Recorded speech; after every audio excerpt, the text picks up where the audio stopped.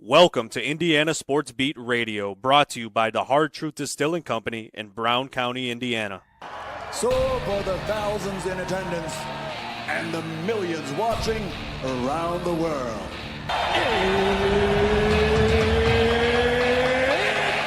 time! Three on the way.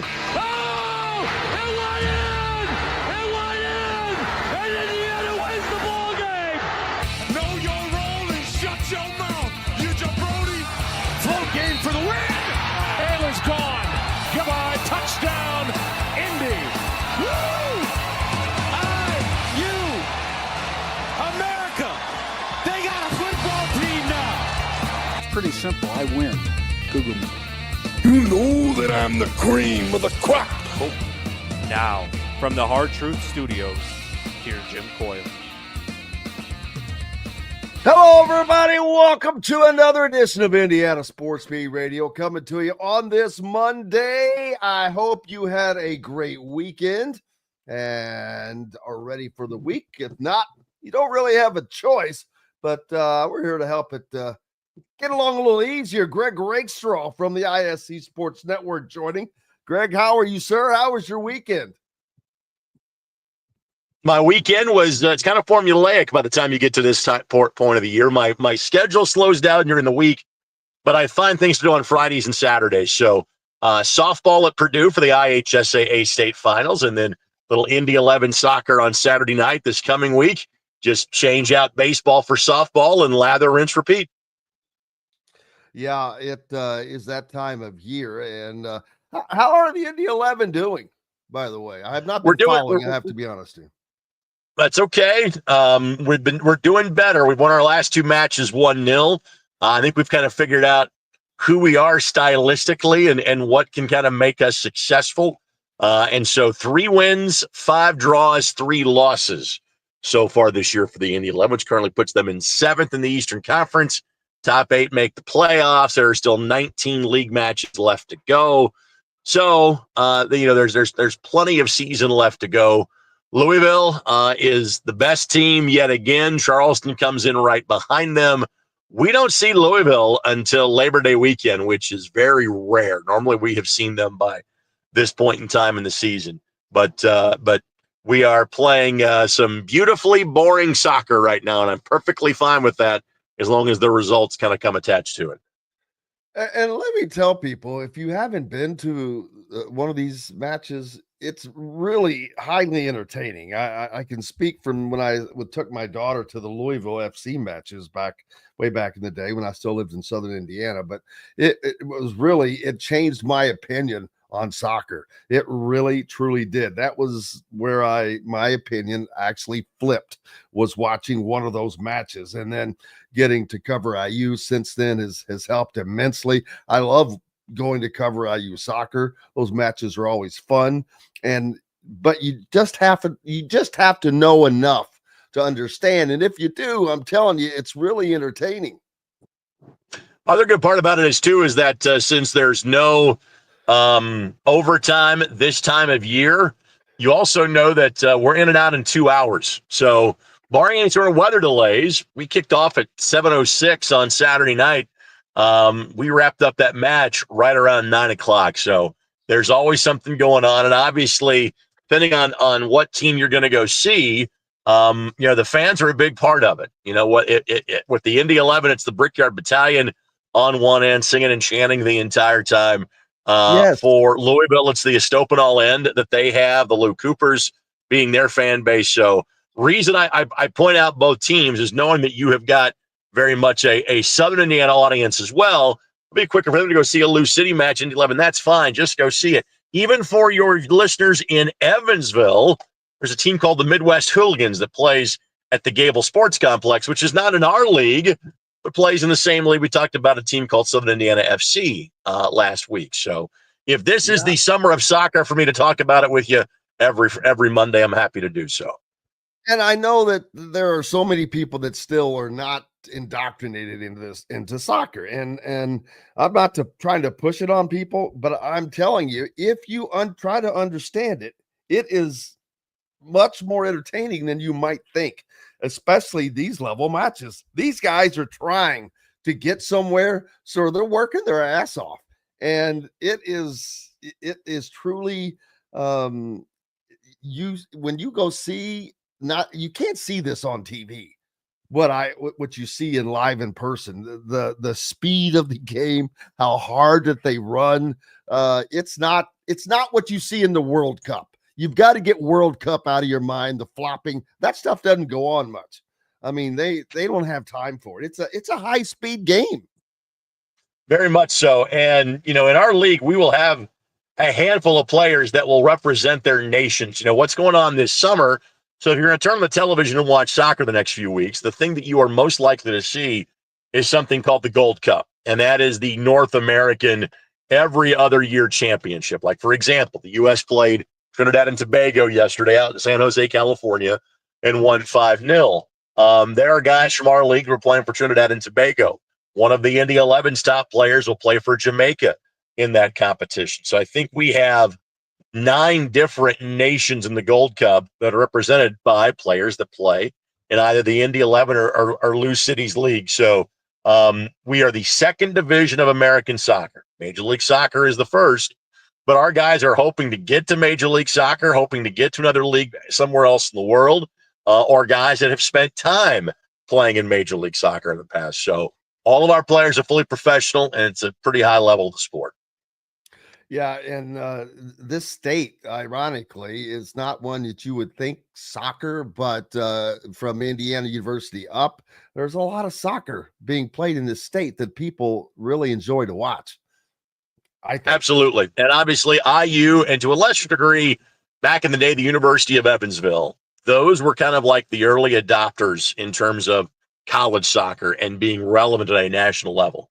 Notre Dame made the College Cup when it was down in Louisville a couple of years ago. Notre Dame has had success in both men's and women's soccer. You go to the small college level.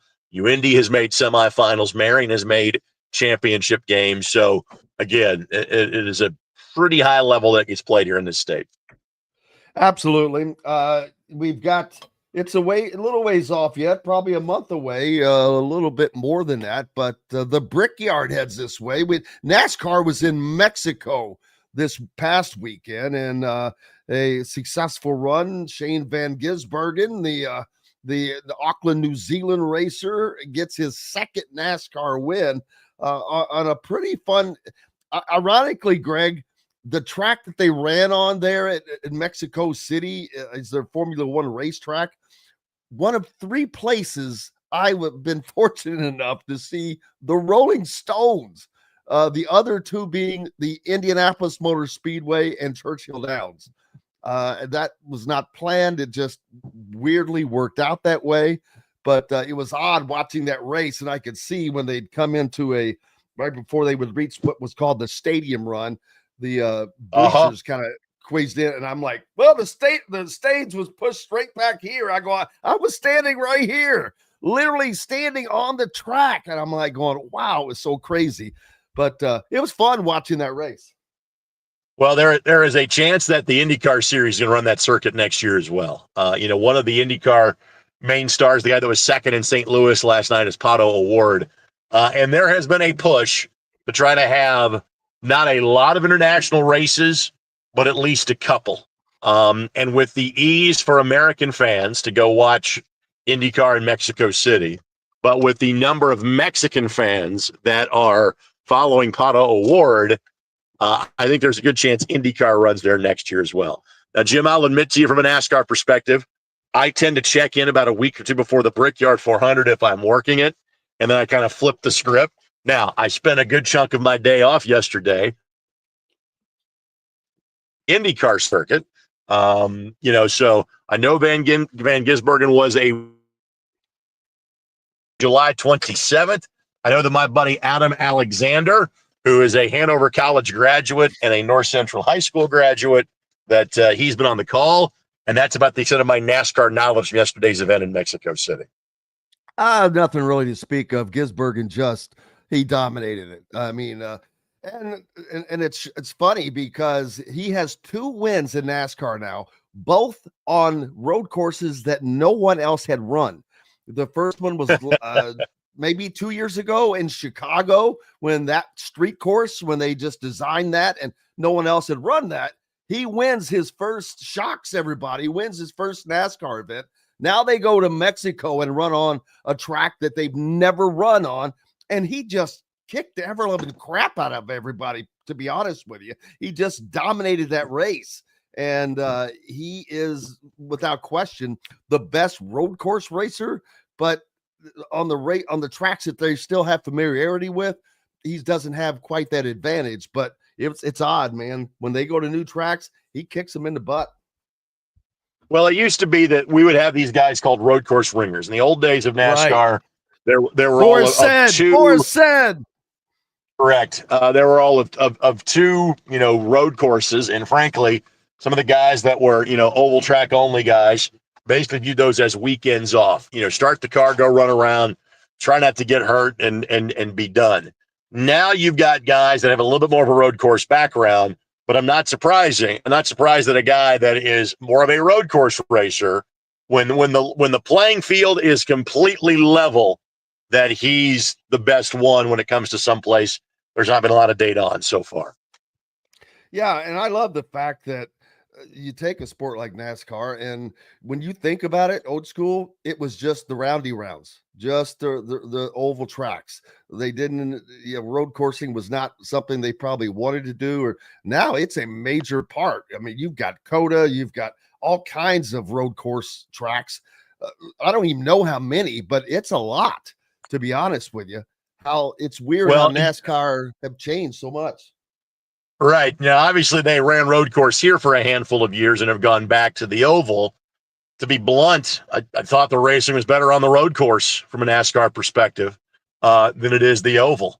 But I also understand the desire of, hey, it's Indy. We want to run the same course the 500 guys do. So I shouldn't get that. But yes, I think a little variety. And honestly, Jim, it's what I love about the IndyCar series. It is a mix of ovals. It is a mix of street circuits. It is a mix of road courses. I think that's the biggest selling point that IndyCar has to offer. It would be really cool if when they do come to the Brickyard, that drivers from IndyCar were invited to run in that. I know schedule-wise that would be probably problematic, but in the future, maybe they could look at that and do a swap on another oval with IndyCar, which that's harder for the NASCAR guys to adopt to the IndyCar, I would imagine, just from a speed standpoint and things like that. But it would be cool to have multiple IndyCar drivers in the Brickyard 400. It'd be nice, but it's simply put, it's not going to happen. And let me try to give you a little bit of an explanation why. And honestly, that struggle goes both ways, and think about how great of a race car driver Jimmy Johnson was. And he looked out to lunch when he rode an IndyCar for 2 years. And that's not to bag on him in any way, shape, form, or fashion. I appreciate and love the fact that he wanted to do it and stuck with it for 2 years as long as he did, because frankly, he was not competitive and he could have bailed and saved a little face, and he didn't. And I have the utmost respect on him for doing that.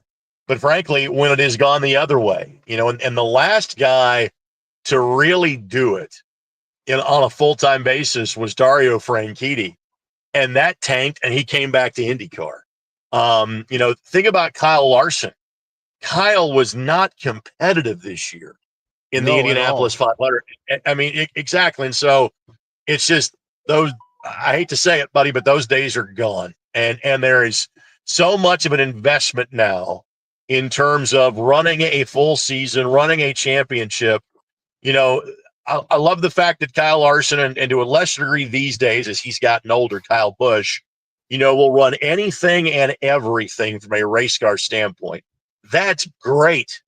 But it's just there's so few guys that do it, just because the financial investment and the physical investment to train and to run a series full time does not leave much time for anything else. So I wish that was the case, but I don't think it's going to happen. I agree, and everyone. It's like everything else. It's even like little league sports, not little league per se, but sports for Right. younger kids. They're starting to all specialize. They play basketball all year round. Most guys that are really good at basketball aren't playing football, and vice versa. Well, sometimes the guys are playing basketball, but you just don't see the four sport guys like you used to anymore. And That's I what makes it all understand the more impressive when you see one of those three sport kids. Absolutely. it absolutely does, and it shows their dominance. What else was I going to bring up? Oh, the Pacers tonight, a very, very crucial game. What are we on? Game 5. Man, the opportunity to take a resounding 3-1 lead as they played last in Gamebridge Fieldhouse was just not to be. And man, that is so huge, because if they win that game, they probably win the series. But if they lose that game, odds are now that they are going to lose the series per se. But they have to go back to Oklahoma City now with the series tied. They could be down in a series for the first time in these NBA playoffs. Correct. Yeah, and again, opportunity lost. It's funny, and again, the Thunder go back to being the favorite in the series. There's no doubt about that. But I left Game 4 more confident that the Pacers could win the series. That they absolutely let an opportunity slip through their fingers. I'm not saying they're going to. I'm saying they can. The record is what it says it is. We're tied at 2 games apiece, but through 4 games, these teams have been virtually dead even.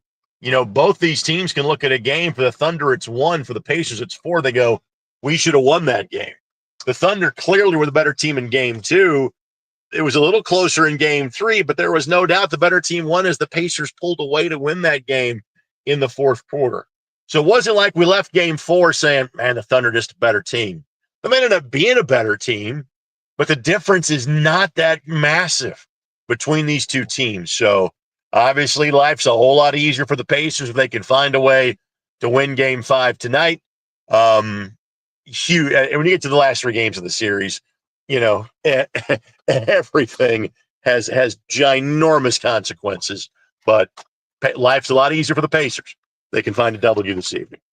Yeah, no doubt. And it would have just been crazy, because to win an NBA championship it would be huge for the franchise.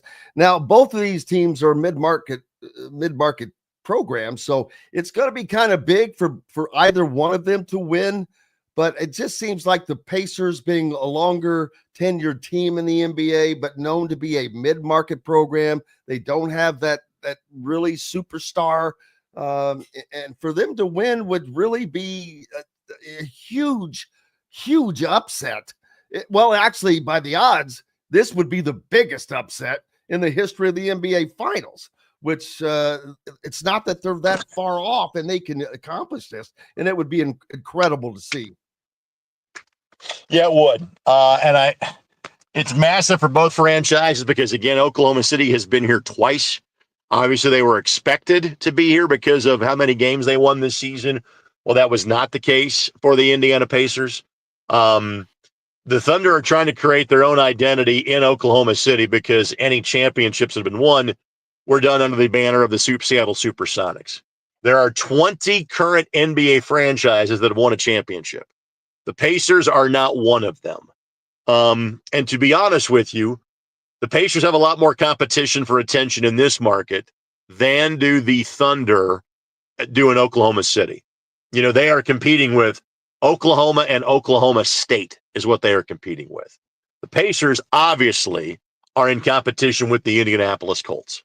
And so what the Pacers have done is, for the first time in a long time, maybe kind of, put their head out in front and said, hey, if you're going to follow a pro team in the state, we're the team you're going to watch. I think that'd be further cemented if they could win their first NBA championship.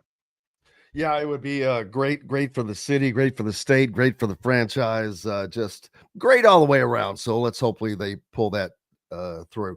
I know that you were not in attendance or anything, but Indiana, IU had the team camps over the weekend, and there were so many teams there, Greg, and I was out there and watching Fishers. It was just amazing because they are still Fishers. They are without question the team to beat again in Indiana, in my opinion, to win the state championship. And boy, they're going to look back one of these days, and they're just going to, that loss last year in overtime to Jeffersonville will haunt them, because they are the team, I think, to beat to win another state title. And to lose, if that becomes reality, to go through 3 years losing one game and that being a state title game, that would be incredible. Well, you got to remember that with Kai McGrew now playing for Fishers, you now have the best backcourt and the best big man in the state. And since we're talking about 5 guys on the floor, that's the kid that transferred from Warren Central, right? From Lawrence North. So if you've got 3 of the best 5 players in the state on the floor, chances are you're the best team in the state. And so that was the big question. You knew Fishers would have the best backcourt, but really the other 5 guys that played at all were seniors. And so when Kai McGrew shows up when the season's over, and now you've got the second or third best senior and the best big, and you had the best backcourt coming back in Zachary and Gardner, you should be the best team. Not to minimize your observation, or I'm a big fan of Garrett Weininger, and man, I love watching that team play. But given the talent they have now assembled or compiled, you're darn right they're the best team in the state. And Jason Gardner Jr., without question, the leader of that team. You got to see him. He, just to look at him, he looks more mature than a high school senior.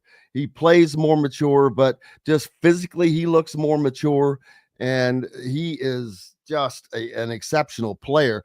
The entire staff of the IU basketball staff of Darren DeVries were just intent on watching him during his games. I know that Darren generally stood right under the basket, and he put on the clink. They beat the ever-loving snot out of Jeffersonville in their first game, which Jeffersonville's not the same as last year. But I just don't see anybody having a chance at landing Jason Gardner Jr., because his dad, Jason Gardner, is an assistant in Arizona.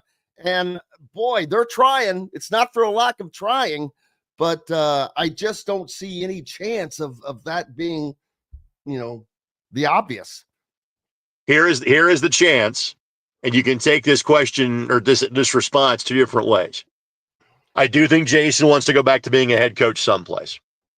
Now, if he goes back to a level where Jason Jr. maybe is a bit too big for that level, all of a sudden it behooves Indiana to recruit Jason Gardner Jr. now, in case dad is no longer on the U of A staff.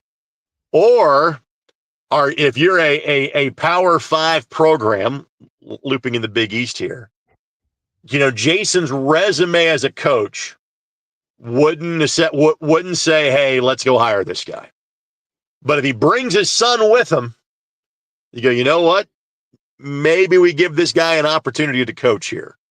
So that to me, what you said is 1,000% correct in terms of Arizona.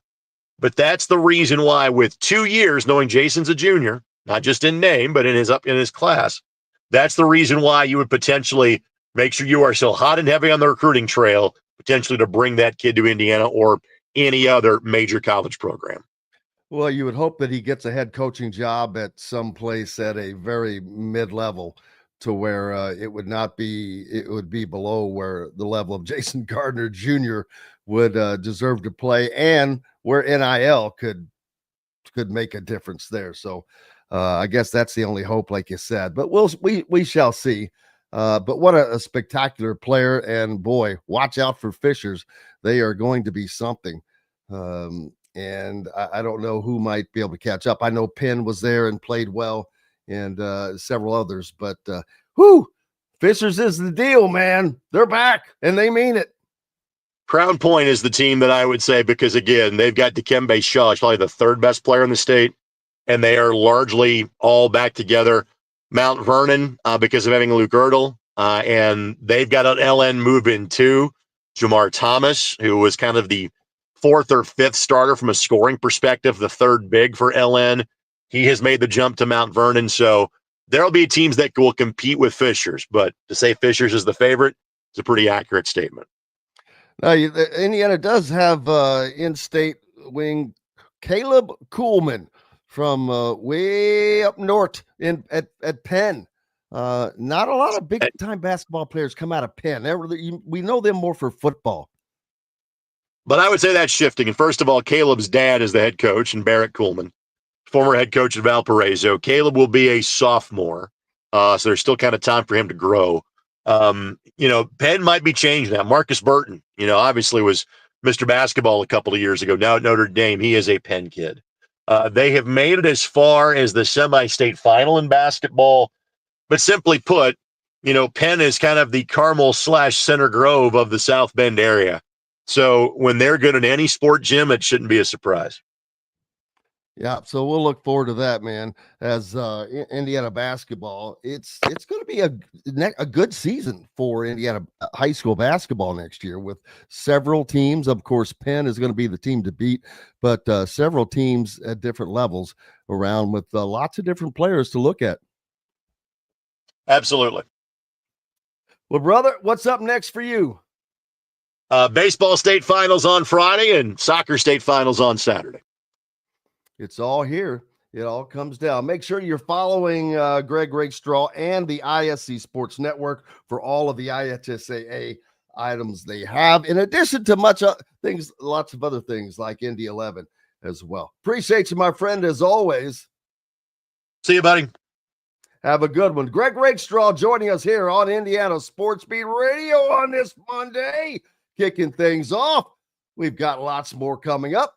Back with it from the Hard Truth Distilling Company studios on the other side of these messages. Andy Moore Honda is Bloomington's #1 Honda dealer for a reason. Buy a new Honda and get a 3-month break from car payments. That's right, no payments for 90 days.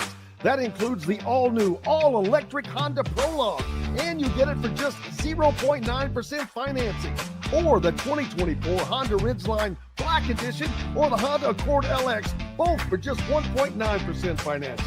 Get more to your door from AndyMooreHonda.com, Bloomington's #1 Honda dealer and your best place for new and used vehicles. If you're looking for a new home in the Indianapolis area, you need Cheryl Sizemore from Brick and Ivy Realty. Cheryl Sizemore has over 2 decades of experience, and that could be the difference in getting the home you want in today's tough housing market. Reach out to Cheryl at CherylSizemooreSells@gmail.com or 317-701-0838. That's 317-701-0838. Let Cheryl Sizemore sell or find your new home today.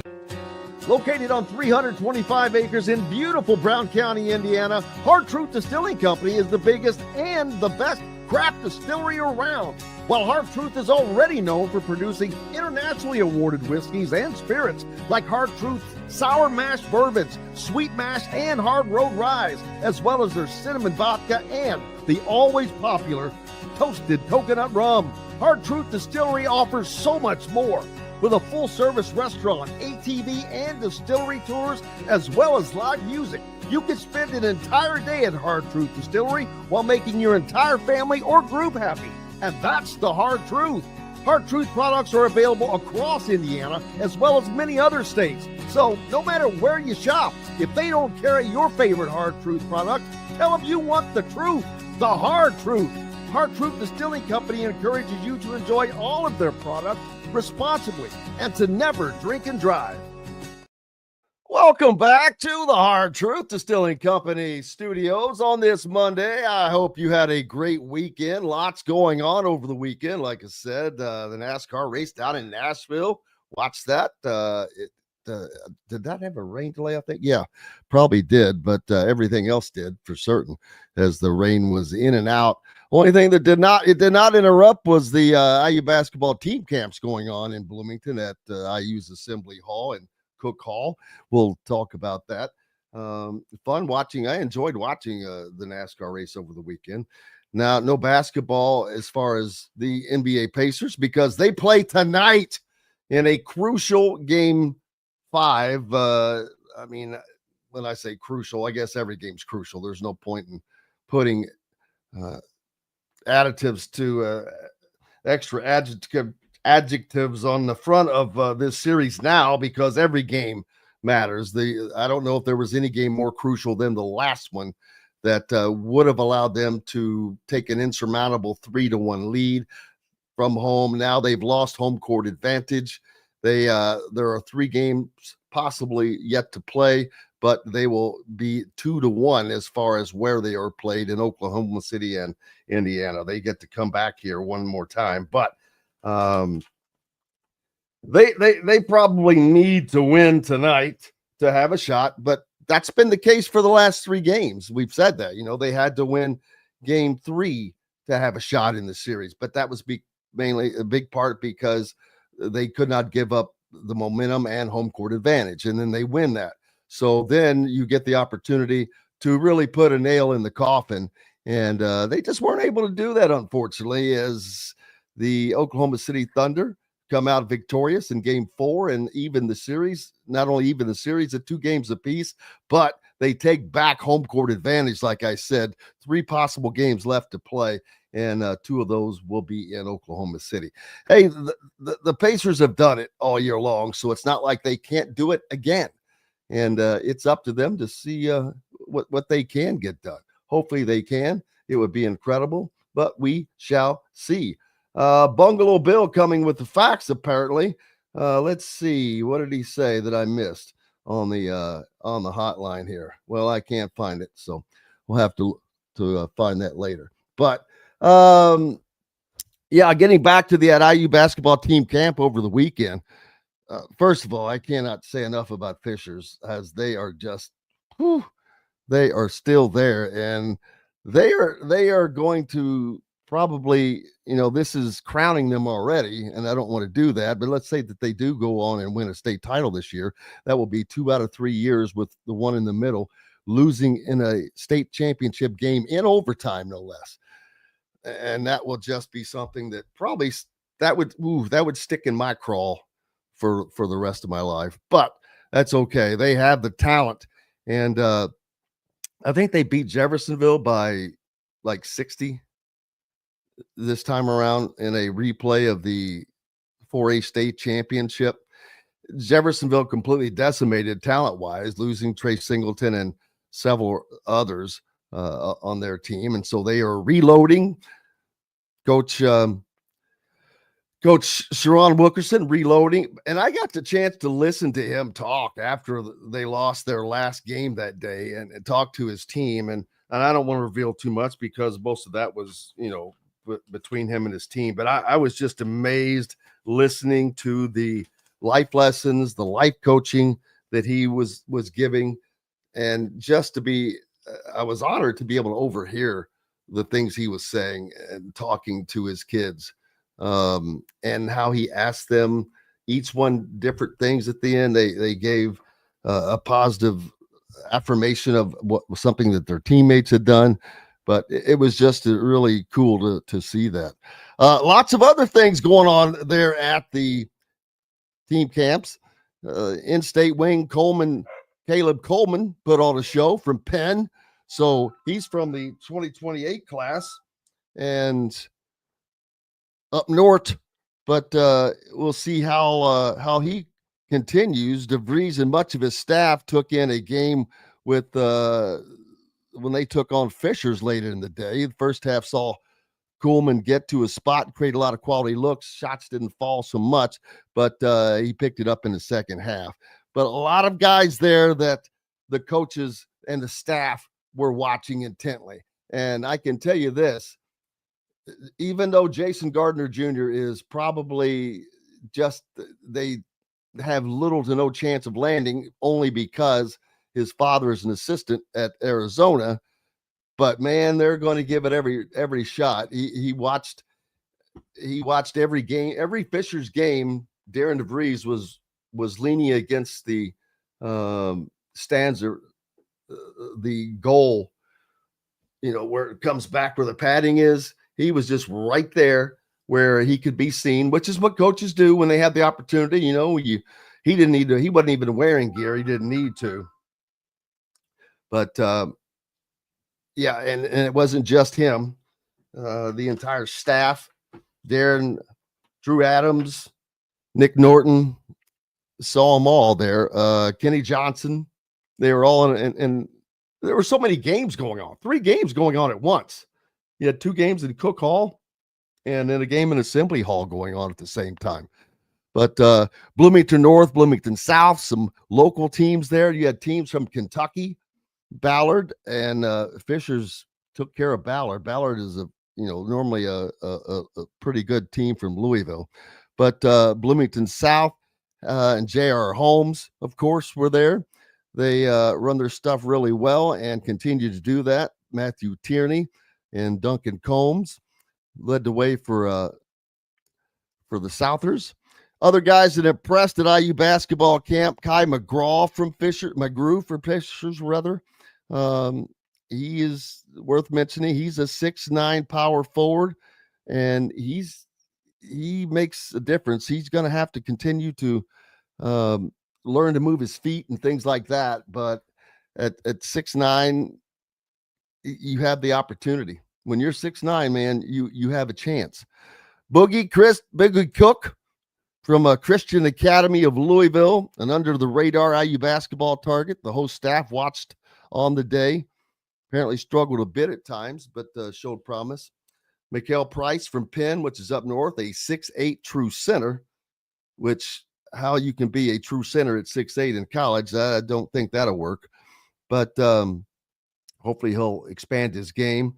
Dorian Bowen from Evansville Bossy. Bowen is a new guy on the block, transferring into state from Tennessee, and he'll be playing from Bossy his senior season. He's a 6'6" wing. He already comes into the state with multiple D1 offers. So the IU basketball staff did watch him at times throughout the day to keep an eye on him as well. So lots more to hear about that. If you go to the Hoosier.com, it is completely full of everything that went on there and who did what, as Kyler Staley and Zach Browning were out there doing a tremendous job covering that event. So make sure you go to Hoosier.com, get a subscription. It's only $1 for the first month, 50% off for the first year. I'm telling you, it is the place to go now for IU recruiting news and game coverage, all of that and much more. So ask you that you go to the Hoosier.com and get signed up, man. What is holding you up? 5F says Mason Darrow, shooting guard from Crown Point, is a guy. Yeah, there are just a lot of guys around this state. This is going to be another good year for Indiana basketball, high school basketball. Lots of good players and lots of different good positions around this state. And Jason Gardner Jr. probably leading the way right now as the best. We'll see, but it's looking good for talent this year. And the fact that Darren DeVries and staff really, really worked to make a presence at this event. I was there, and I saw them making the rounds. I saw Kenny John. I saw all the coaches. Nick Norton, like I said, Drew Adams was everywhere. Darren DeVries made his presence known at the games he was watching. Saw Kenny Johnson and I forget. There's too many names to bring up now, but absolutely, they were there and in presence. So just go to the Hoosier.com and you can get caught up on all of that. Other things going on, lots of offers as well went out as Indiana extended offers this weekend on the football side, as well as there are some basketball offers that have gone out. 2027 4-star guard Nasir Anderson landed an IU offer. That June 15th was the first day college coaches could have direct contact with 2027 recruits, which that means that was just yesterday. So, and as soon as they do, Nasir Anderson of Norcross, Georgia, gets an offer from Indiana. He's the number 29 player in the on-3 rankings, number 8 point guard in the class. So Indiana continue. They're monitoring the best. And not only, they're not just offering these guys, they are recruiting them. And there is a big difference because you're not going to land them all no matter what. But when you are actually recruiting them, you have a shot at landing them. And most likely you're going to land, if you offer 12, you're going to land 2, maybe. It's a numbers game for one thing. And it's fits for them. It's all kinds of stuff, but there will be, 10 times the offers that go out because you have to. You don't know who is going to just find that right fit, who is going to really like it. And so you have to search out and find the talent all over because they're not all going to select you. But Nasir Anderson, he's a good one. And Indiana offers him as in addition to Deron Rippey Jr. from the 2026 class. He's a 4A star. They offer him on social media. He made that announcement. A 6'2" guard from Brooklyn, New York. Plays high school basketball for Blair Academy in New Jersey. Ranked the number 8 player in the 2026 class. So as you can see, all these players that Indiana is targeting are all high-profile players. But the difference here is all of these assistants, Kenny Johnson and all the ones that I've mentioned already, they have Rod Clark working relationships with these guys, and they are actively recruiting them. Huge, huge difference. The previous staff did not develop relationships with these guys. They would offer scholarships, but you heard nothing about relationships. Nothing. And you heard nothing about assistants other than maybe Brian Walsh was the only name you ever heard a recruit mention. You ever notice that? They did not mention assistant coaches. And that tells me that there was no relationships being developed. And we kind of know how the recruiting went previously. So this is a huge difference. Rod Clark, I think, handled the weekend visit by Indiana. Also had a visit this weekend from, what's the kid's name? Sammy, can't think of his last name right now, but huge visit. So they've got so much going on. I did not see Rod Clark because he was handling that visit, I believe.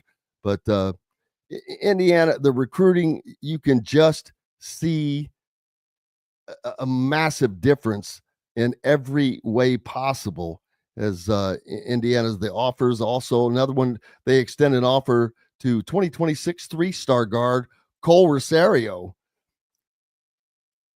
I love Indiana's recruiting attack right now. He's a 6'4" shooting guard from Hickory, North Carolina. He announced his offer on social media on Friday afternoon. He plays high school basketball at Moravian Prep in Florida. He's ranked as the number 165 player in the class and number 41 overall shooting guard, according to On the 3 industry rankings. He recently jumped up to the number 27 overall and On 3's recent 2026 update. So he played in the NBPA Top 100 camp. So these are, I'm telling you, the recruiting, it's going to be good for Indiana. You're going to really enjoy seeing the transformation of Indiana basketball over the next couple of years. And I don't think it's going to take long. I think next year, I don't know what this season is going to be like. I think it will be competitive, but next season, I expect it to be highly competitive. So, Fulton has a big announcement that he wants to make today, and we'll try to get to him. Our friend Fulton, our Special Olympic competitor. I know he's tried to call here a couple times, so we'll try to get to him. We've got to take a break anyway, and hope you're having a great day, a great start to your Monday. Appreciate you being with us here from the Hard Truth Distilling Company studios. We'll take a pause for the cause, and we're back with more from the Hard Truth Distilling Company studios. Know a team or group needing a fundraiser? Boost Fundraising raises more money faster and offers the most unique and user-friendly online fundraiser in the nation. Your team receives personalized fundraising pages for each team member. Free team-branded promo gifts shipped to each donor. Boost Fundraising does it all. Sports teams, marching bands, charity causes, and community groups. Go to boostfundraising.com and be sure to enter the promo code COYLE, that's C-O-Y-L-E, to receive a discounted fundraiser. Located on 325 acres in beautiful Brown County, Indiana, Hard Truth Distilling Company is the biggest and the best craft distillery around. While Hard Truth is already known for producing internationally awarded whiskeys and spirits like Hard Truth Sour Mash Bourbons, Sweet Mash, and Hard Road Ryes, as well as their cinnamon vodka and the always popular toasted coconut rum. Hard Truth Distillery offers so much more. With a full-service restaurant, ATV, and distillery tours, as well as live music, you can spend an entire day at Hard Truth Distillery while making your entire family or group happy. And that's the Hard Truth. Hard Truth products are available across Indiana, as well as many other states. So no matter where you shop, if they don't carry your favorite Hard Truth product, tell them you want the truth, the Hard Truth. Hard Truth Distilling Company encourages you to enjoy all of their products responsibly and to never drink and drive. Welcome back to the Hard Truth Distilling Company studios on this Monday. Glad to have you along, no matter where or how you're listening, whether it's on one of our great radio station affiliates like 97.7 ESPN, The Ref, always the right call down in Evansville, or up in the region on the voice of the region, 1230 AM, 104.7 FM, WJOB, and in Fort Wayne on Fort Wayne's sports station, 1380 The Fan. Keep it locked where you got it all day. No reason to go anywhere else. Keep you informed and entertained throughout the day. On the phone, I have Mr. Fulton Mraz. He says he's got a big announcement. Of course, Fulton was on with us recently. He's a Special Olympian. He competed over in Terre Haute, but now I saw where he's going to compete in America's Got Talent, which that leaves me out because I've got zero talent. But Mr. Fulton, how are you, sir? Great. How are you this morning, Jim? I'm doing well. So what's this big announcement you've got? Well, this big announcement is I'm leaving Cicero's Got Talent and entering America's Got Talent. I've been doing Cicero's Got Talent for years, like 20, 25 or 26 years. So basically right now I'm doing is musicals now and like addict theaters, and I'm going to be trying to do that. So you're a Renaissance man. You just got it all going on, whether you're competing on the athletic field or now you're moving into the entertainment industry. So we wish you luck. What are you going to do on America's Got Talent? Well, I'm going to be playing my ukulele and singing. That's the main part.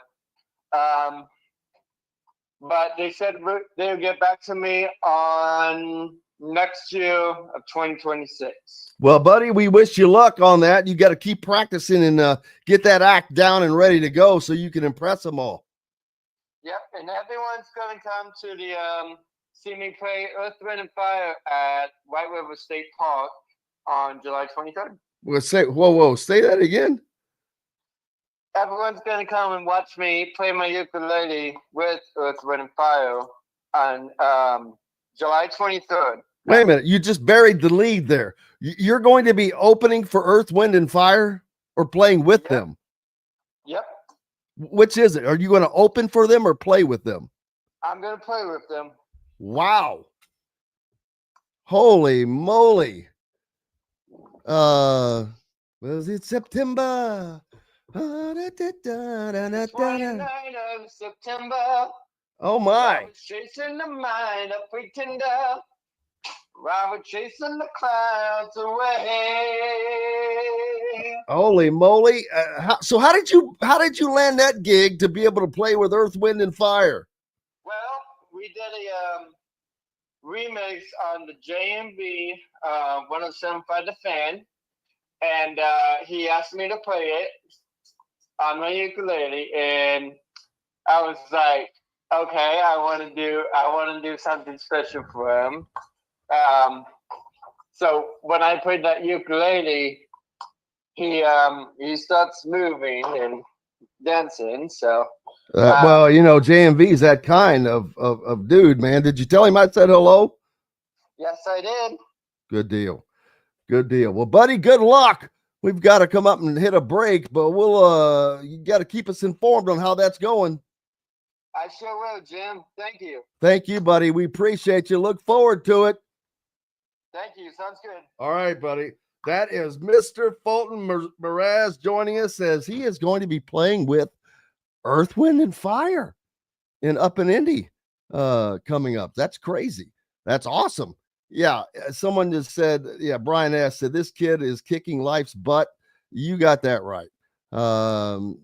Life handed him some lemons, and he just making lemonade, baby, and selling it all at the stand, competing in the Special Olympics, and it's pretty amazing and inspiring, to be honest with you, to see someone to keep striving to do great things. So, Fulton, you are an inspiration to us all, buddy. Keep it up. We appreciate you. Man, that's a great way to end that segment, but we've got lots more coming up. Dustin Dopirak will join us as the Indiana Pacers, crucial Game 5 tonight in Oklahoma City coming up. Can they get it done? Can they recapture home court advantage and put themselves back in a position to better potentially win their first NBA title? We'll have to wait and see. Hopefully they can get that done. It's a tough road to hoe, but they've done it, man. They've got a great road record, and we'll see if they can manage to get it done.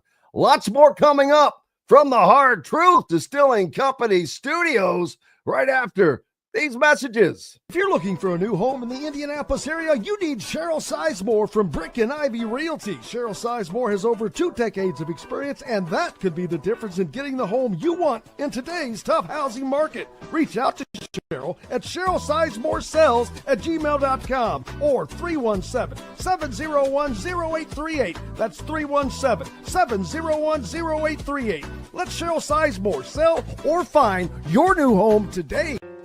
Located on 325 acres in beautiful Brown County, Indiana, Hard Truth Distilling Company is the biggest and the best craft distillery around. While Hard Truth is already known for producing internationally awarded whiskeys and spirits like Hard Truth Sour Mash Bourbons, Sweet Mash, and Hard Road Ryes, as well as their cinnamon vodka and the always popular Toasted Coconut Rum. Hard Truth Distillery offers so much more.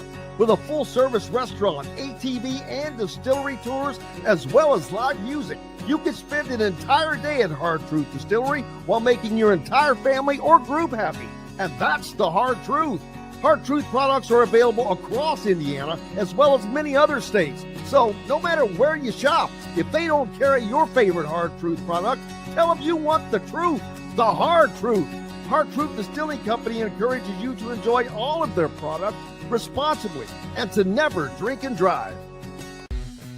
When it comes to apparel and promotions, Freethink has you covered, literally, whether it's 24 or 200 shirts for sports leagues, businesses, or groups. Freethink Apparel and Promotions can also create your very own merchandising store. Freethink Apparel and Promotions did it for Indiana Sports Beat Radio, and they can do it for you.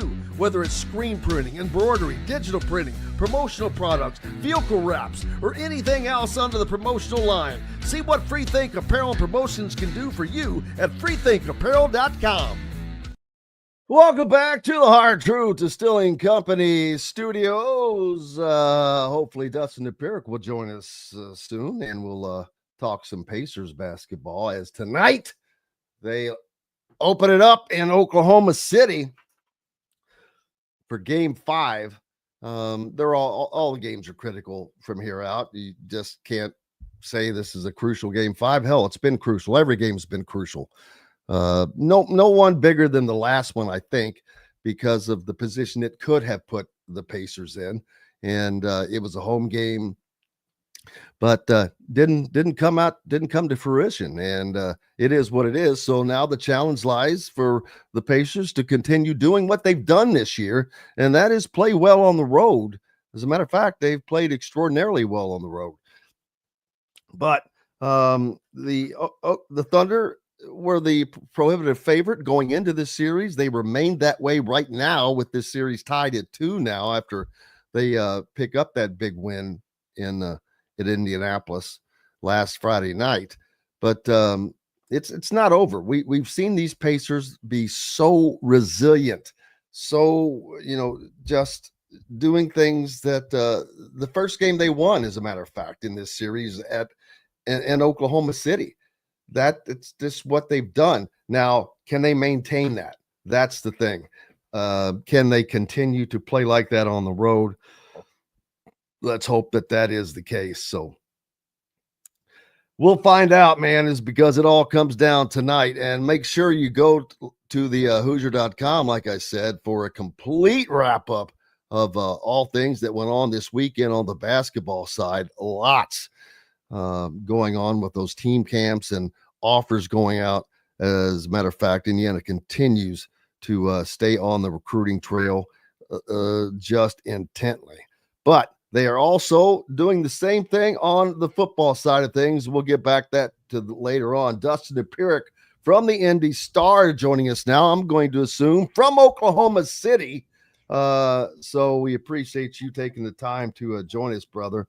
Of course. I know it's a little more, but I just said that, I can't even say this is a crucial game 5 because they're all crucial. The last game was probably the biggest one of what it could have done, but that takes no less importance away from this game because you either steal home court advantage back or you go down in a series for the first time in these playoffs. Yeah, no, it's massive. I mean, obviously, again, the key thing is you can't get eliminated, and you do still have a ace in the hole. Basically, you get to go back home for game 6, even if you lose it. So you're not totally dead, but obviously, the momentum has shifted a little bit. Basically for losing game 4 when they had the opportunity. We're up 10 at one point. We're up 7 in the fourth quarter, and weren't able to hold on to that one is pretty rough. I mean, obviously that's the kind of stuff that happens in the finals. It's not like they blew a 20-point lead, but still pretty important. Pretty important defeat. Obviously, they were very close to being able to take a commanding 3-1 lead, and I can't imagine this team blowing a 3-1 lead. That basically would have been the whole thing. If they would have been able to pull that off, they probably would be NBA champions.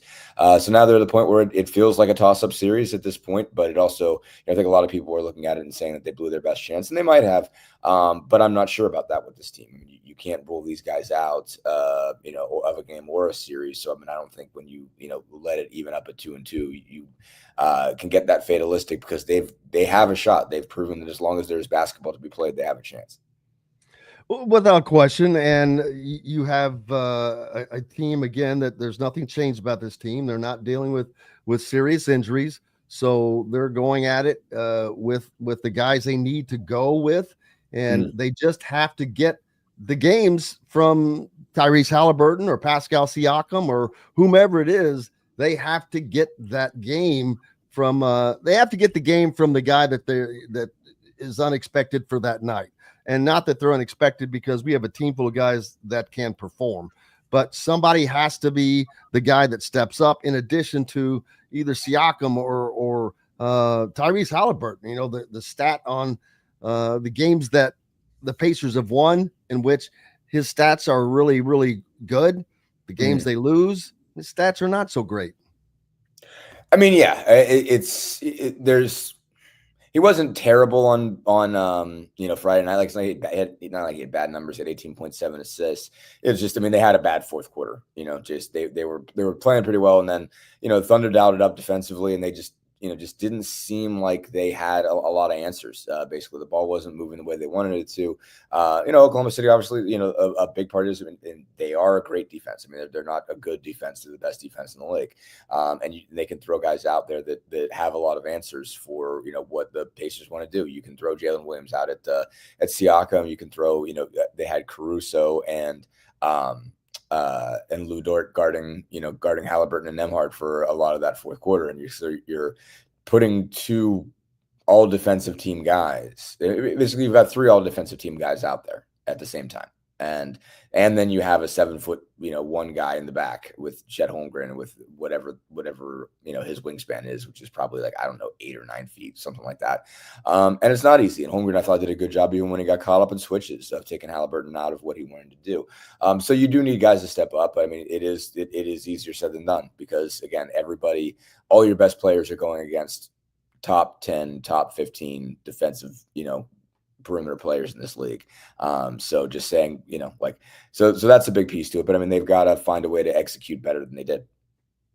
Yeah, and I said that they're relatively healthy. When relatively is a word that you could take a little loosely because they don't have Jarris Walker and Isaiah Jackson Isaiah Jackson's been out since November, but yeah. So for a little bit more depth, but they have the pieces they need. They just weren't able to get it done. And Shai Gilgeous-Alexander, who was player of the year, he played like it with 35 points. And they get Jalen Williams to step up with 27. Chet Holmgren had a 14-point double-double. That's stuff that cannot happen. Yeah, no, it's tough. I mean, you're talking about the best player in the league, this year. I think what was fascinating to me, I thought the Thunder did a good job of adjusting. I wasn't sure if it was kind of a sign that they were, just exhausted. And I think there is some exhaustion, but, they stopped making, they went like 2 quarters without having Shea bring the ball up, which I thought was really interesting. Because Nembhard had just driven him absolutely crazy, and they were just like, you know what, like he can't bring the ball up every time and have to expend as much energy. Basically, like if Nembhard's going to guard him at every turn and it's going to just sort of force him to turn 2 and 3 times before he gets the ball across the timeline, this guy's going to get worn out. And you were starting to see, like him holding on to his shorts, that kind of thing. I mean, like it was really starting to get there. And so they started having Jalen Williams bring the ball up. And that was a big part of, I think, why the Thunder were able to win this game is they were able to take some pressure off of Shea. And, Williams did a good job of running point, even though he's 6'6" wing type of guy. Like Nesmith, I don't think Nesmith did a bad job on him, but I just think they needed somebody who wasn't Shea to bring the ball up, whoever it was. It just had to get across the timeline and just not, just wear him out. And so I thought you saw him close strong. Obviously, I think people are going to complain about the, baseline jumper where it seemed like he had to push off and maybe a travel, but he, he was really, really good in the fourth quarter and just did a good job of drawing fouls. The Pacers, bit on a couple of things that you can't bite on against him.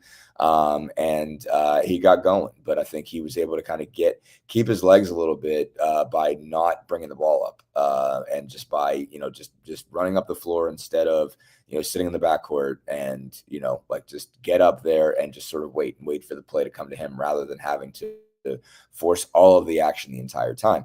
So that made a difference. But they've done a good job on him. I mean, Nembhard has done a terrific job on him. The numbers might not show it, but from what kind of effort are you putting in? How hard are you working to make him be just a little bit inefficient? I think Andrew Nembhard's just had a fantastic series guarding the MVP. And in terms of just being able to take it to him, obviously those two are close. They both grew up in Ontario. They've known each other for a long time. They were, starter and backup at point guard on Team Canada this summer. Was really just, they've done a really good job playing together. So, but that was impressive to me, just in terms of how the Thunder handled that. And so I think it made a difference, but I think Nembhard's done a pretty good job. And so, best players are going to score. You're not going to hold them to nothing, not in the NBA finals. You're not going to this world, you're not going to hold Shea to 15 in a game or something like that. I mean, he's going to get his. So you got to do the best job you can. I think obviously one couple keys was they really needed to get in, Chet Holmgren's way on a couple of those. Didn't really, they missed a couple box outs, and he got a couple easy dunks in the fourth quarter that way.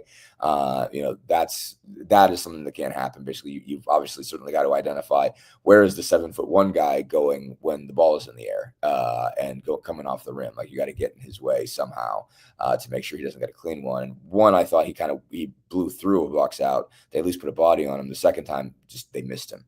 And so you can't miss him, basically, when you're dealing with somebody that big. Yeah, they had a season low of 11 assists on 3 made field goals. The 3 made 3-pointers, Oklahoma City, which and still find a way to win that game, which is nuts with that low of production. But that tells me that there was a lot more individual battles being won by Oklahoma City. Yeah, they won. I mean, Thunder got 50 points in the paint. That was pretty big. I thought Jalen Williams did a really good job of getting to the hole.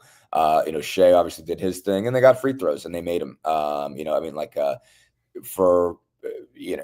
there were some complaints about the officiating. Rick Carlisle addressed that, said he didn't think it was fair what people were saying about Scott Foster. But there, like whatever you want to say about it, there were a lot of free throws. The Thunder had 38, the Pacers had 33. 71 free throws is a whole lot of free throws.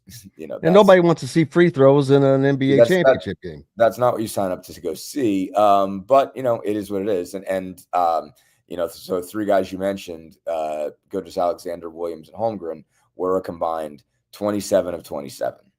I mean, that's pretty amazing. I mean, like not on like, so you're making them all. Like, I mean, like you might look at it and say, well, it's not fair. You got that many. That's entirely fair. But Shea's 10 out of 10. Williams is 11 out of 11. Holmgren is 6 out of 6. Like that's it. You're taking an advantage there, basically, at the very least. I mean, those guys know how to get fouled. Those are for young guys. They're very, very crafty. And I mean, Shea might be the craftiest player in the league. And that's what makes him as good as he is. He's not and I talked to Halliburton about this way back when they played in March, and he just said, he does everything he does is like has a purpose. Like, he doesn't waste energy, he doesn't waste steps. Like, he's good at getting fouled. He's like, I know there's a negative narrative about this, about being a foul merchant or whatever, free throw merchant or whatever, but like, it is a skill. Like, one, it's knowing how good you are and that you're going to get calls, and number 2, it's knowing how to put you in a bad position. I mean, he got Nesmith in one. I mean, it certainly looked like a chippy touch foul.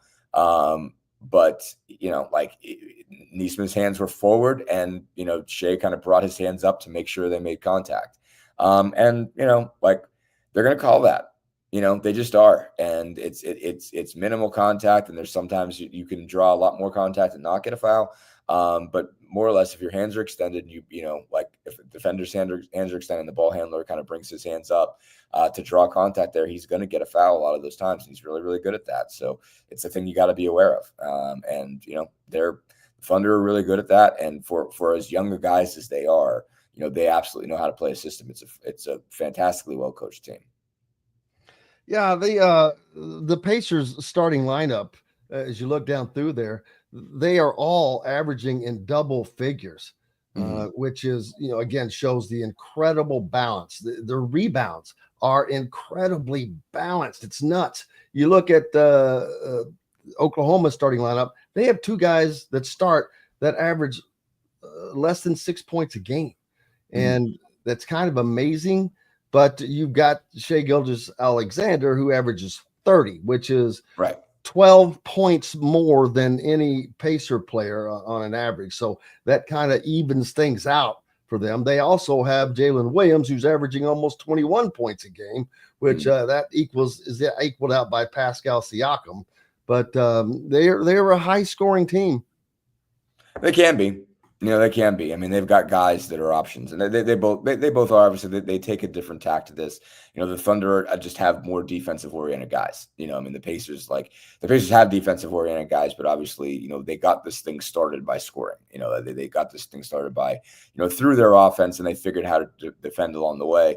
For the Thunder, defense has been first, but you've had just an MVP guy that's been able to carry that, and everybody else has grown up. I mean, Jalen Williams, really became an All NBA player this year, and that's a big part of the leap they made. And so, and everybody else, it basically like everything revolves around Shea, and it kind of involves around Halliburton, but not in the same way. Halliburton is really distributing everything, where Shea is just drawing a lot of the defense, and eventually that leads to somebody else getting buckets and stuff like that. I mean, like you have a few guys that are kind of just out there to shoot. Your Dorts, your Carusos, your Casey Wallaces. I mean, they're just out there to get 3-point opportunities and hit them, and they didn't really have a lot of those on Friday night. But they certainly got other guys. Jalen Williams could score, and Holmgren just being the big guy that he is. Just having the size he's got, and obviously certainly the skill he's got. I mean, Holmgren, is your poor man's Victor Wembanyama in his his ability to handle and shoot from the perimeter. But all those pieces come together well. But I mean, it's very star-centric, heliocentric, if you will, to have Gilgeous-Alexander, where the Pacers operate a different way.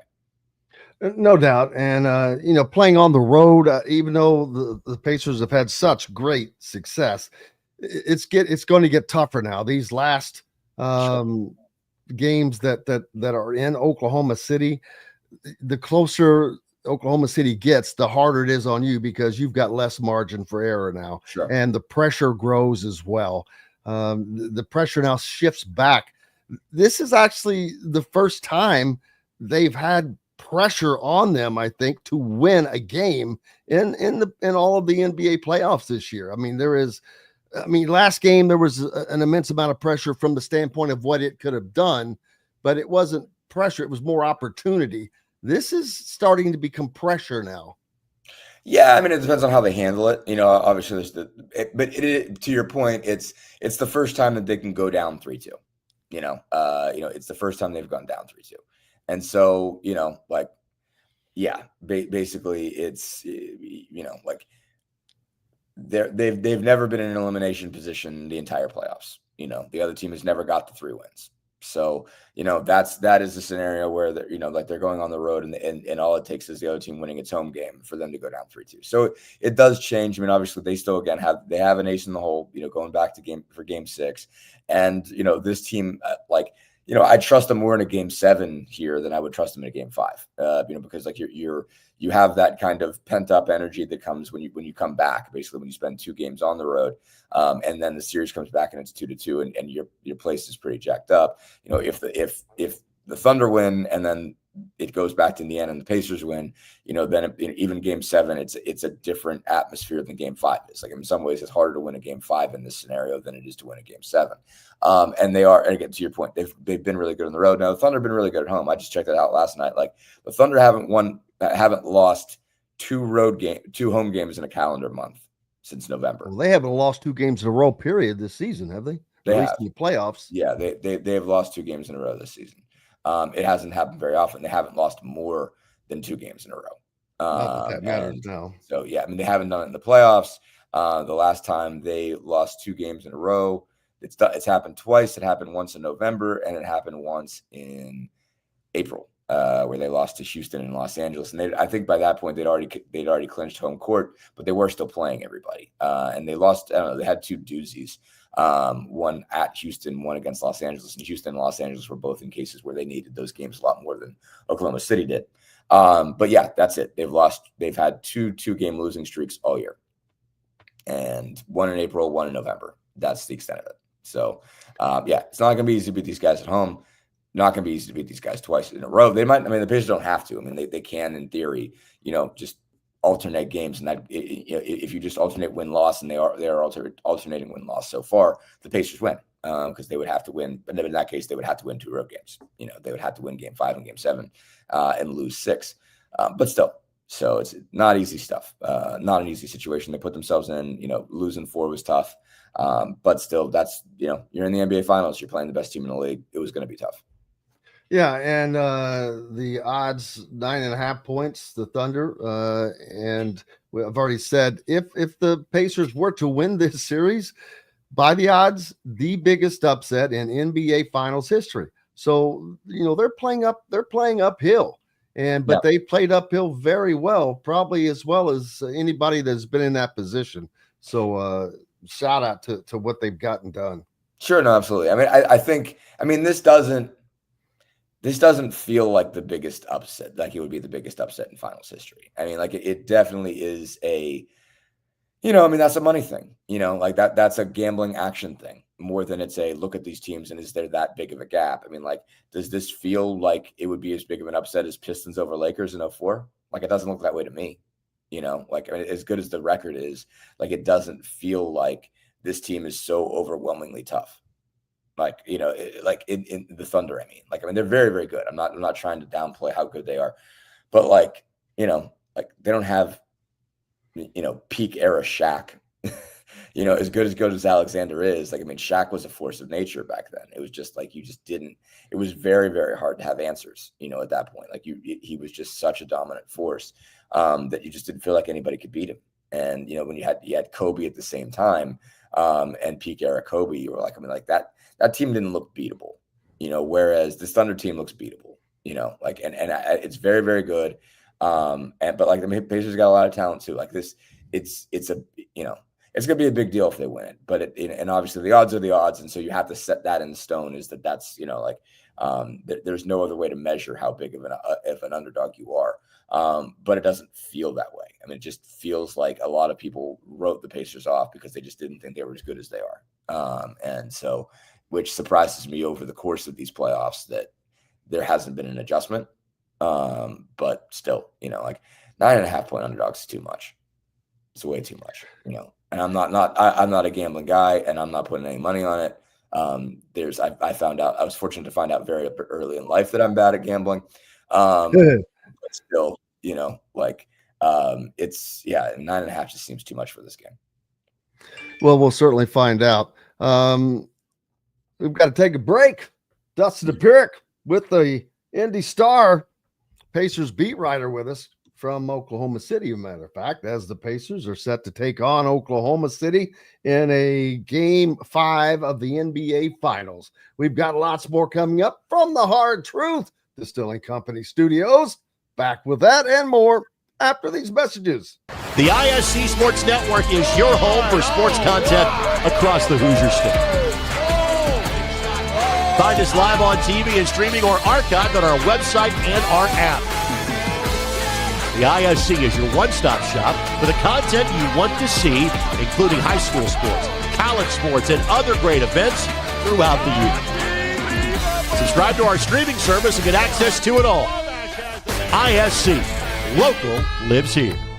Know a team or group needing a fundraiser? Boost Fundraising raises more money faster and offers the most unique and user-friendly online fundraiser in the nation. Your team receives personalized fundraising pages for each team member. Free team-branded promo gifts shipped to each donor. Boost Fundraising does it all. Sports teams, marching bands, charity causes, and community groups. Go to boostfundraising.com and be sure to enter the promo code COYLE, that's COYLE, to receive a discounted fundraiser.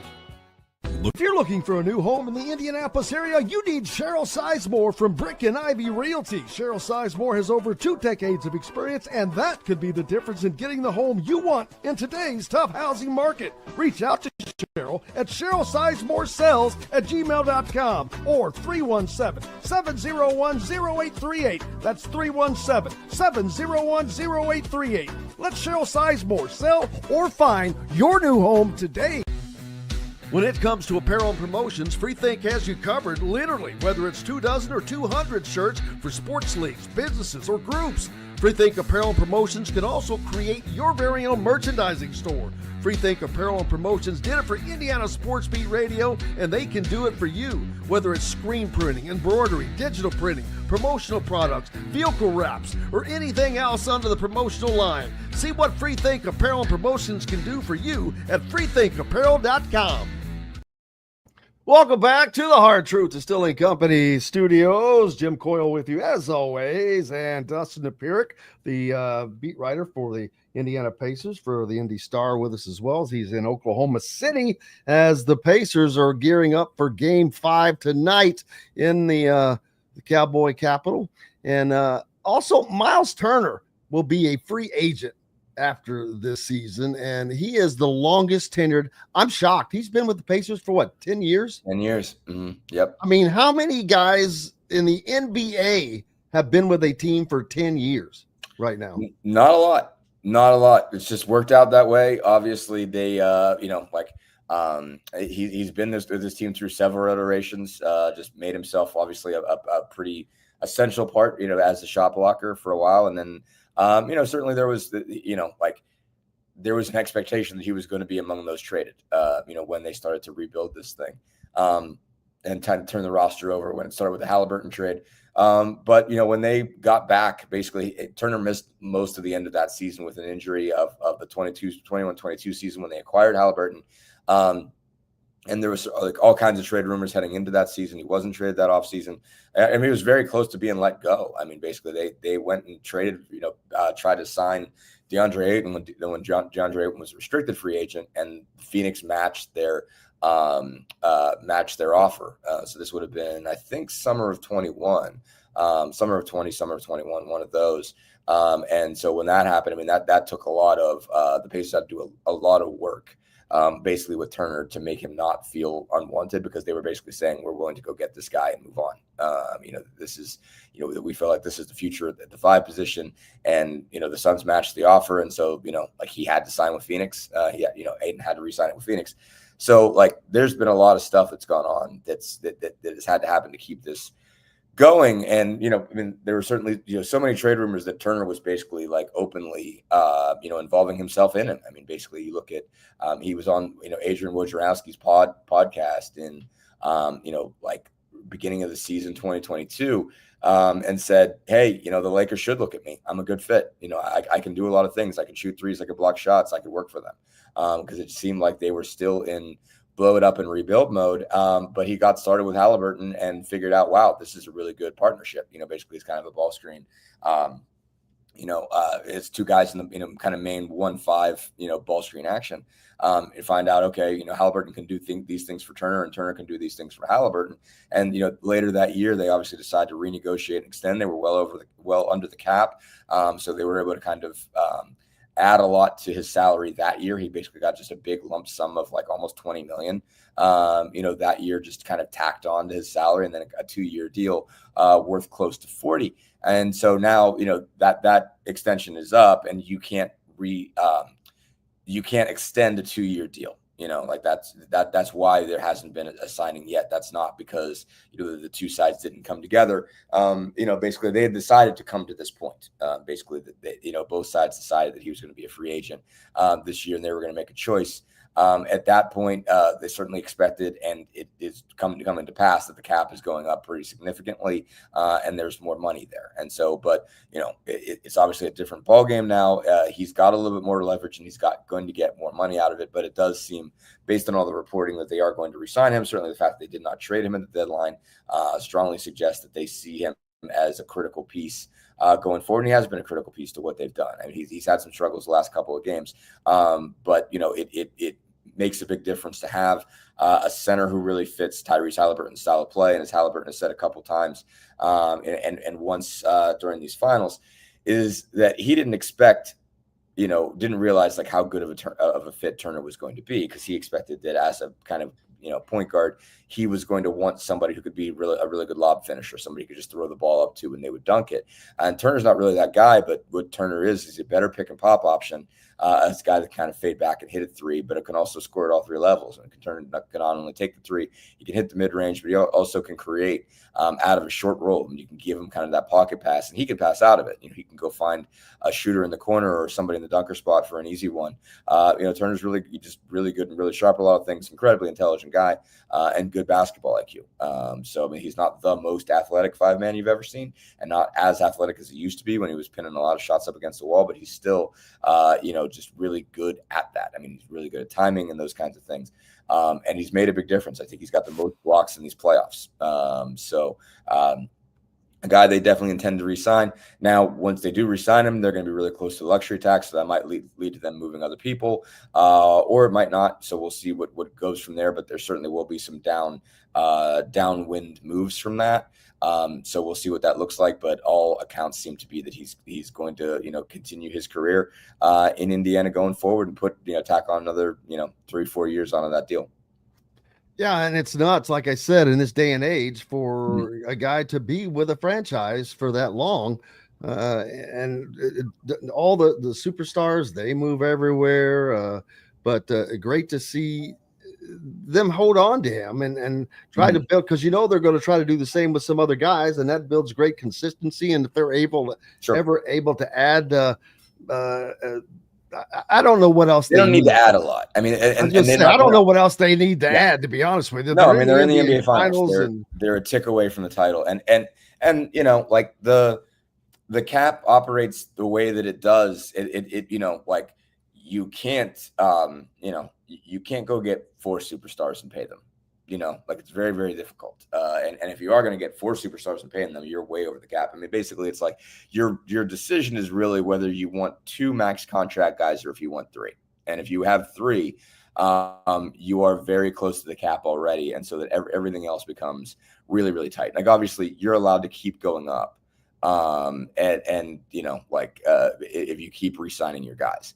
But you like for instance, I mean, like they're way above the cap this summer. Like they can't just go out and add a $30 million free agent. Like that's not possible in the way the cap works. Like they're just not allowed, and they have to sign and trade. So basically, like if they want to add somebody that's at that caliber, they can do it, but they have to, they have to send, close to that much money out. Basically, like if they're going to go get somebody that's, if they're going to get a 4th, if they re-sign Turner at like 30 million, they've got Siakam and Halliburton due to make 45 million each. So, to get a 4th guy that's in that vicinity, you have to find, like if you want a $30 million player, $30 million a year player, you've got to send out 3 guys that make 10 million, like close to it. So that's your TJs, that's your Obies, your Ben Matherins, you got to stack guys to move them. And that opens up some issues. So, but what that means is, it's not like you're looking at a league where there are a whole lot of teams that have that. Like obviously Boston is, into the second apron with their 4 big dudes, or their 5 big dudes with, Tatum, Brown, Holiday, White, and Porzingis. But those guys are so far over now that they got to start making decisions. Like this summer, it could be really, really tough for Boston. Obviously, Tatum's got the Achilles tendon tear, so he's going to miss most of next year. And so they've got to think about rebuilding. They got to think if they're going to move on from Drew Holiday, if they're going to move on from Porzingis. I mean, Derek White's, I think, pretty settled in there, and Jaylen Brown they still have for a few more years. And I don't think they're going to want to trade those guys. But they've got to look to make some moves to free up some space to have some level of flexibility. If they're going to try to reload, it's not going to be easy for them. And Drew Holiday is aging, and so you didn't see it get as many games out of him this year, as good as Holiday is. So, like it becomes difficult to keep these things together as you keep going forward. So, I mean, I'm sure there are pieces they can add and things they can do, but they're at the point where like adding something means giving up something. You can't, there's not a move that they can make to get a guy of that caliber that isn't going to cost them something significant. You can't just do it with draft picks. Like you have to send out real salary to be able to make that work. So that's the position that they're in. Is it is going to be more difficult for them. Getting a big piece requires them to give up some real stuff. Yeah, and they are looking to continue to go forward in a championship level way, man. And we can't. Hopefully that works out. I know you don't cover the Fever, but sure. Just like the rest of us, it doesn't take much to passively keep up. I am still befuddled by the backlash that Caitlin Clark. I've never been a Caitlin Clark. I'm not. I don't that the wagon, and all that stuff. But you get to a point here where you're like, okay, man, what the hell? I'm like, she's done nothing but elevate that league, and that league. How did the players become so ignorant that they cannot look at where this league was BC before Clark, before Caitlin, or after, because there is a gigantic difference. And this is not about Angel Reese because she has been a non-factor. She just got traded. What? Didn't she just get traded? No. Oh, I thought Chicago. I feel like that would have been a big story. I thought Chicago was trading her. I don't think so. No. Maybe I got that from a bad source, but no. I saw that somewhere. Anyway, she hasn't really been a factor other than chirping. Her game has not been a factor. She has not played well. She's picking up better. I mean, she's getting it together. I think she had a triple-double the other night. She has not been traded. But Caitlin Clark has been, a star the whole time. And she has been a lightning rod for various players, whether it's Brittany Grenier or Angel Reese. Right. The fact that she's continued to be a lightning rod when you don't see that in the men's game. When a great player comes along, they're challenged but not ridiculed. I mean, so I don't think she's catching as much as she did a year ago. I don't think it's as it's because she's kicking her ass. Well, yeah, but it's not that simple. And also, she's been hurt. I mean, she's missed like 2 weeks worth of stuff, and you've seen the audience, dip down and come back. I mean, I think I don't think it's been as much ridiculing her. It's been ridiculing some other things, and some of which I think are fair. And I think she did a good job of navigating a lot of the weirdness last year. And I understand the feeling like, people acting like women's basketball didn't exist before Caitlin Clark did. That's what it was. This word news speculated trading Reed was a good idea, but that's just total speculation. She has not been traded. No, I think I understand the feeling that feeling like it didn't, like last summer, basically, when they put together a women's Olympic team that won. I mean, like Caitlin Clark was better off not playing in the Olympics, for instance. She needed a break. I mean, that's a lot to ask a rookie to go straight from your college season to the regular season of WNBA and then throw the Olympics in there. And she ended up, basically her stats post-Olympic break were dramatically better. She ended up being a lot better. And, if you're if the extent to which people were like, what, you didn't put your best player on the Olympic team, and the Olympic team's looking around like, we're going to kill everybody. Like, what do you mean? You know what I mean? Like, why? Like, it's like, okay, like dial it down a notch. Like, she's not basketball Jesus. We have other good players in this league. We're still going to dominate. Like we have every single year that there's been a women's basketball tournament. The U.S. Olympic women's team is going to be fine, whether it has Caitlin Clark or not. And Caitlin Clark's probably going to end up with 4 gold medals. At the end of the day, she'll be a pillar on every team after this. And like I think I said back then, if you in the men's game, if it's between a rookie and it's the guy who's been there, for 20 years, like LeBron James is getting the benefit of the doubt. So Diana Taurasi got the benefit of the doubt, when it came to that is the last ride, we mythologize the last ride when it comes to the men's game. I mean,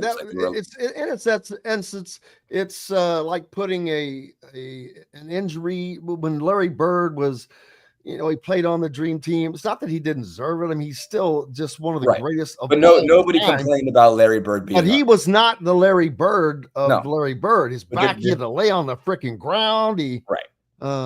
Nobody thought Isaiah Thomas should be on there instead of Larry Bird. People thought Isaiah Thomas should be on there as somebody who kind of defined that era. But nobody was like, well, you have to take Larry Bird off, and there was talk about that for Diana Taurasi. And it was like, okay, like we never see this go that way in the men's game. Always the guy on the last ride always gets the benefit of the doubt. And we spend the entire summer talking about how great it is. And, what they devoted to the game in that thing. And so, so Diana Taurasi got that, and Diana Taurasi earned that. Diana had an incredible career. So, I mean, I think I thought Caitlin did a great job of navigating all this. And I don't think it's as crazy as it was last year. It's not even close to that. And I think part of it was because she did a good job of agreeing basically and being, and righteously agreeing that she didn't build this whole thing by herself. There were a lot of great players that came before her. Like she is the person who's really hyped up, and she has a chance to be one of the best players who's ever played. And she is, brought certainly more attendance, more money, more everything to the game. And she knows that. But if you're Caitlin Clark, you do have to realize that, there are great players before you that just didn't have the audience attraction that you do for whatever reason that is. And making sure that people understand who built the game, and there's all kinds of things that go into that. And I'm not going to get into the politics of that because there is politics in it. But and I thought, just a lot of moves that she made in the offseason were, really good on that level. And I think there was some level of back and forth early this in terms of like she got called for that foul against Angel, and then there was a flagrant, and Robert Griffin and Ryan Clark inserted themselves into the conversation and got way too personal between each other, which involved stuff that we didn't really need to talk about. Like that's between you guys, like you guys take care of that on the side. Caitlin Clark and Angel Reese don't need this from you two. But I think, there is a lot involved, but I think Caitlin's done a good job of navigating it because, again, I mean, I think the women's game is great, and it was great before Caitlin Clark, even though it wasn't drawing the same attendance. It's really good quality basketball. It's risen over the years. I mean, I watched a lot of Fever games, especially when MJ was covering them. And when you saw some of these teams come in, you're like, man, like there's a lot of really talent, a lot of talent out there. I mean, Liberty defending champs, Brianna Stewart's an incredible player. Sabrina Ionescu's an incredible player. Aja Wilson is an incredible player. There's a lot out there for you to watch that isn't just Caitlin Clark. There's a lot of reasons to show up at games to watch people other than Caitlin Clark. And Caitlin's incredible, and she's going to be a phenomenon. And like I said, she's probably going to win 4 gold medals. She's probably going to put together a career that rivals the best that have ever played it, basically in the women's game. It's going to be amazing. So it's like, I mean, everybody needs to stop, take a breath, chill out, enjoy this rather than making it a fight, all in all. But I do think there's less weird than there was a year ago. And it's just everybody kind of taking it in and figuring out, what this is going to be like and how you have to, what the best way is for everybody to make the most of this, but also not make it out to be like the sport can't, like people got like breathless with Caitlin having a hamstring strain. And it was like, okay, like the league is not going to die because Caitlin has a, human body that sometimes strains itself and, leads to somebody missing time. Like she's a human, she's going to have an injury, like if she plays this many basketball games, she's going to get hurt. So is everybody. It can't be a scenario where the WNBA feels like it can't exist if she's not perfectly healthy. Like at some point she's going to have an injury. She's going to, she's got to be allowed to miss 2 weeks with a hamstring strain. That's got to be okay, But like I said, I think it's better. I didn't get a chance to watch on Saturday. I mean, did they win? They beat the Liberty on Saturday? I don't even know. But things are going to be back to normal. And I think, again, I think that we're past a lot of the worst parts of the discourse for Caitlin, hopefully, and hopefully it sticks to being more just about seeing her and everybody else play basketball. Well, as she continues to play at the level she plays and lifting the Indiana Fever, it just that argument just loses any credibility. So it should naturally just go away because at some point you would start to look ridiculous. Well, I think the argument again is just the one that I think Caitlin is acknowledging is that she's not the only good player. And that's true, and so as long as everybody's kind of on the same side on that Caitlin's a great player. She's changing the league. She's, bringing more attendance than anybody, but she's not the only good player in the WNBA. And so as long as everybody's on the scale with that, then I think we're okay. But I think both parts of that are important to remember. Caitlin is bringing more attention than anyone has ever brought, and she's not the only good player in the WNBA. Both of those things can be true, coexist, and be acknowledged by everybody, and then we can all breathe and act like normal people, I think. What's up next for you, brother? Well, this tonight. Now, wait a minute. I have not had a Whataburger update. I have not been there. I went to Bricktown Brewery last night. What is going? I mean, there's stuff, lunch. Man. I had to go out and breakfast. Socialize. You've got lunch. You have. I might find a Whataburger later. I can't find one in walking distance. So if I see one in walking distance, God, I'm gonna have to text you and get your hotel, and I will. And I will find out where the Whataburgers are and direct you there. It's my, I have a thing for it. I just have this. I wish to gosh we had them. I thought that might happen. That place out of Chicago bought them to expand them. There's one in Nashville. I don't know where else they are now, but it was mainly a Texas, Oklahoma thing. And they spread across the Southeast down to Florida. And that's the last time I had Whataburgers. As a matter of fact, I think was in Florida, maybe in Jacksonville at the Gator Bowl. Wow. But no, that's not true. When IU played Arizona, Kansas, out in Kansas. What's his name? Steph or daggone it. It is Steph Curry. not Steph Curry, rather, but the quarterback for the Chiefs. Patrick Mahomes. Patrick Mahomes owns like 7 Whataburgers. Sounds in about the Kansas City area. So that's the last time I had a shot to go to a Whataburger. Even brought some home on the plane, put it in there, and just I don't mind waiting, but that's a lot. Appreciate you, brother. Enjoy it, and we'll talk at you soon. Yep, sounds good. Dustin Dopirak from the Indy Star. Make sure you're giving him a follow, keeping up with all of the coverage on the Indiana Pacers. Be a subscriber. Keep local papers alive. More coming up. Although, who was it just said that they've never had a Whataburger? Someone just said that. Roswell never had a Whataburger. Man, Rudy says Dustin doesn't look like he eats much meat, Jim. Yeah, he does. He keeps it. He keeps it thin. Keeps it lean. Roswell's never had a Whataburger. Man, you got to get out, bro. But like I said, back when I was rodeoing, they were all over, Texas, Oklahoma, and that's where you would find them. But then they started spreading out across the Southeast, down, there's several in Florida, but they were bought by a place that it was a family-owned business. They were bought by a place in Chicago that is supposed to expand them. I'm going to have to do some research on that. Russell says Whataburger has been ranked as having one of the healthiest fast food. Well, I never thought of it as that, let me tell you, but I thought of it as good. So lots more coming up from the Hard Truth Distilling Company studios. May need some hard truth tonight as the Pacers taking on Oklahoma City. We're back with more from the Hard Truth Distilling Company studios right after these messages. Andy Moore Honda is Bloomington's #1 Honda dealer for a reason. Buy a new Honda and get a 3-month break from car payments. That's right, no payments for 90 days. That includes the all-new, all-electric Honda Prologue, and you get it for just 0.9% financing.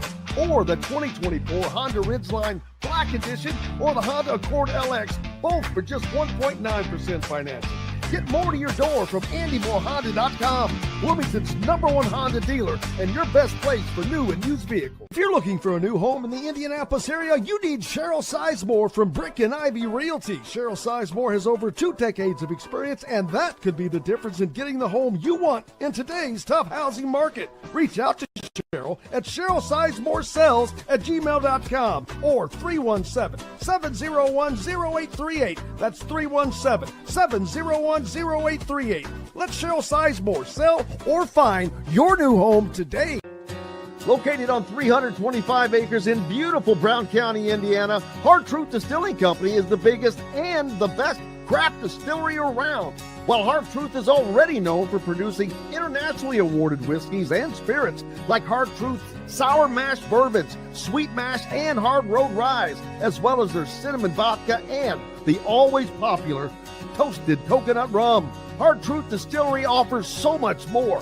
With a full-service restaurant, ATV, and distillery tours, as well as live music, you can spend an entire day at Hard Truth Distillery while making your entire family or group happy.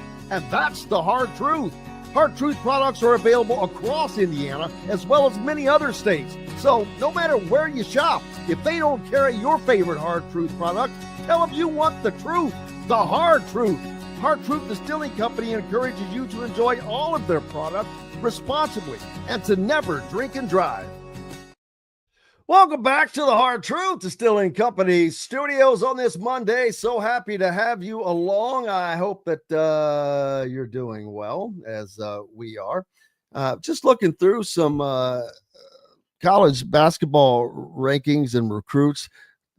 Ethan Mbako. That's right. He is the brother of Mackenzie Mbako. Doing quite well. He's a 4-star small forward in the 2026 class. He began official visits last Thursday. No mention of any involvement with Indiana, by the way. I just thought I found that very interesting. Although this weekend, Latrell Almond, who is ranked in the top 25 by On3 for multiple ranking updates, the NBPA top 100 camp, served as somewhat of a breakout showing for him.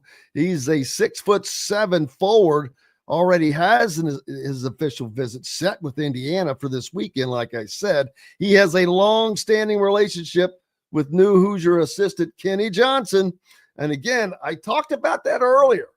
These assistants, this is a different day.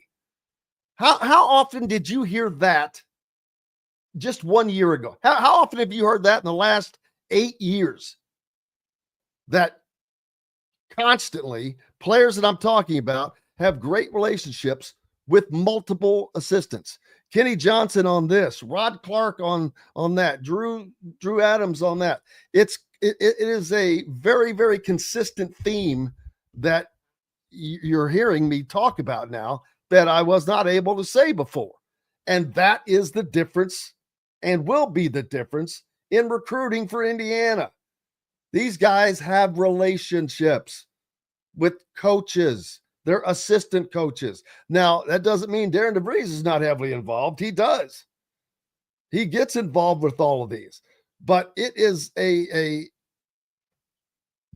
a great staff. I've just gone on and on about the staff that Darren DeVries has put together. And I'm telling you, he has got an all-star staff. And it is going to show great dividends. You just had a visit this weekend. We'll probably have more on that tomorrow. Sammy Jackson was in for a visit. Rod Clark, the assistant, former Tennessee assistant, who he had already had a relationship with, and that extends over to Indiana. And Kenny Johnson is the same thing with Latrell Ullman. Had a previous relationship, and that continues. And it's actually gotten better now because, well, for Rod Clark, they moved from a great program to a great program, but Tennessee was having success at the time. So now you're moving to a place to where you could be part of making it happen. And I think that that's going to be a draw for some of these guys, but they're going to be pulling in some top-notch players without question. Roswell says at his age, he's had his share of burgers. Nothing to get excited about. Oh, I don't want to get you all excited. It's not that big of a deal, but it's just my favorite. John said he had a Whataburger in Panama City last week. Oh yeah, I have had Whataburger in Panama City. He says they're better than In-N-Out Burger. Man, you hear all this about In-N-Out Burger. They're a West Coast thing. I went there when I was out in Los Angeles, and I was highly disappointed. Their fries were just very mundane, and the burgers were very, to me, ordinary. I agree with you. I don't get this In-N-Out Burger thing. Had it in Las Vegas, had it in LA. And when I was in LA, or the one I went to in LA, I think it was in Westwood at the time, which is by UCLA. There was a stinking line of cars. I'm like, oh, I'm not sitting in that line. I'll walk in. And I was disappointed. Yeah. Didn't do anything for me.